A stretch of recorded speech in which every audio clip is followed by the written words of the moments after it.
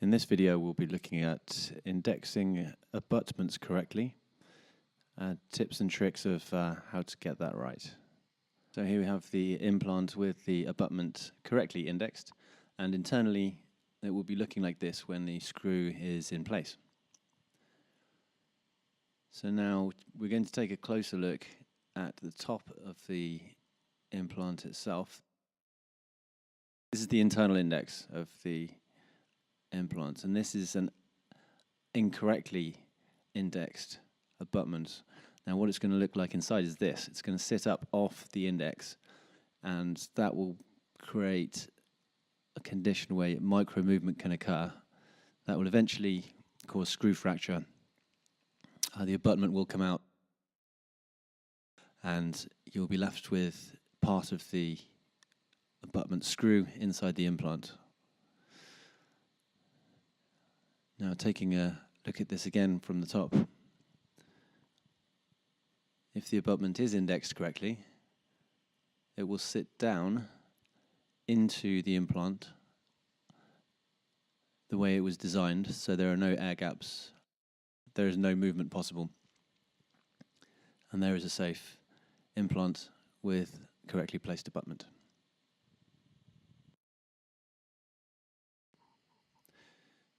Now when you have a dental implant with the abutment in it, let's just take the screw out here. When you come to place the abutment, you can see the index quite clearly on this model.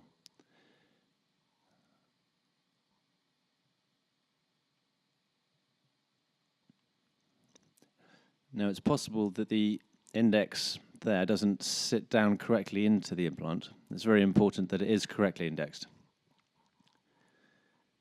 You want the abutment to go all the way down into the implant before you tighten the screw.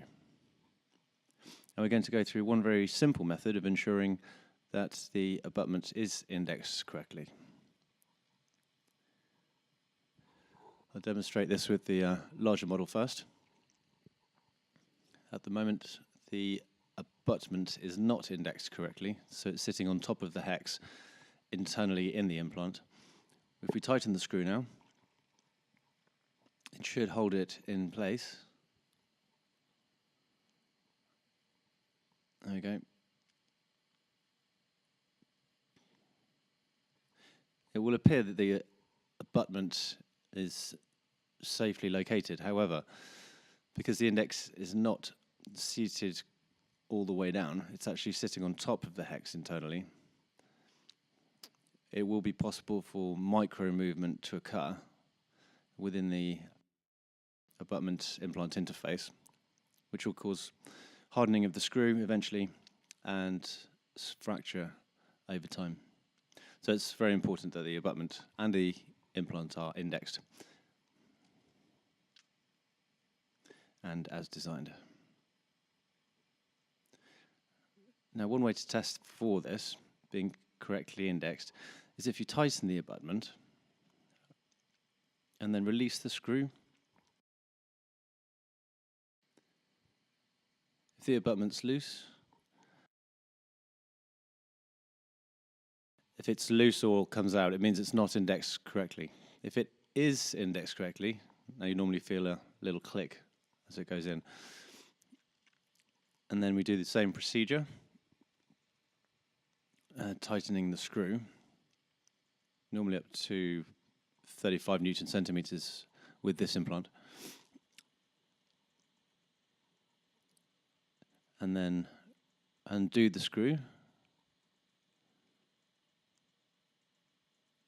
The abutment will be solidly in place and it won't be moving around, it's not going to fall out. Now you'll be able to remove the screw at this stage, and the abutment will stay in contact with the implant.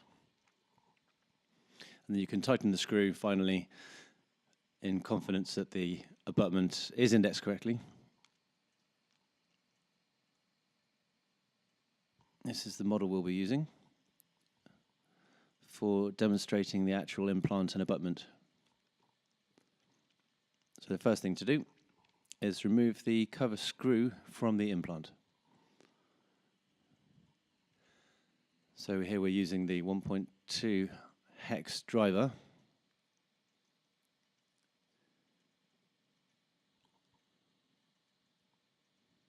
That's the cover screw removed.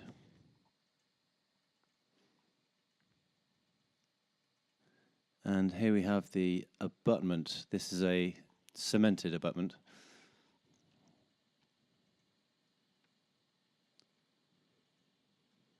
So we take the straight abutment and place it into the implant as best we can. Ensure that the abutment is indexed correctly, making sure it doesn't move rotationally, and then tighten with the hex driver.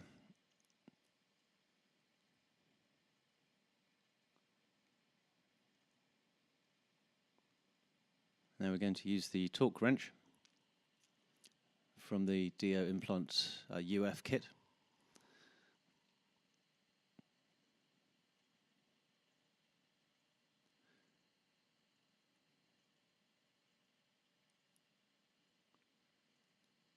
Just to tighten the abutment initially to test that it's actually indexed correctly. So there we go, that went up to 30, 35. So now when we undo the screw, we should be able to determine whether the abutment is loose or not. And if the abutment is not loose, it means that the abutment has been indexed correctly and is safe for restoration. As we can see, this is very much still in place. It's not falling out, it's not loose. So the abutment has been indexed correctly, and we can finally torque it back down to 35 Newton centimeters.